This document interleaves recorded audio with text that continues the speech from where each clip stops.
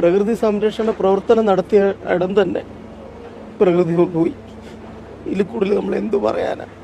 ജോലി ചെയ്യുക, അവനവൻ്റെ ജോലി ചെയ്യുക, വീട്ടിൽ പോവുക. അതിലപ്പുറം ഒരു അധ്യാപകൻ ഒരു സ്കൂളിൽ ചെയ്താൽ ഇങ്ങനെയൊക്കെ സംഭവിക്കും.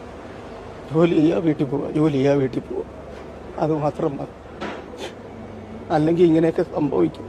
ഞങ്ങളൊക്കെ അങ്ങനെ ഇവിടുന്ന് പോകുന്ന രാവിലെ 7:30 വരും.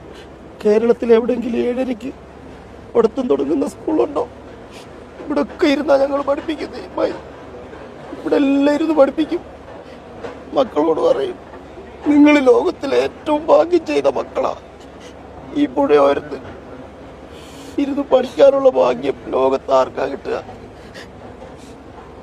ഒരുപാട് അഹങ്കരിച്ച് ഞങ്ങള്, ഒരുപാട്. അതിനെല്ലാം കിട്ടി, എല്ലാത്തിനും കിട്ടി. ഒന്നുമില്ല സാറേ, എനിക്ക് പറയാൻ ഇല്ല.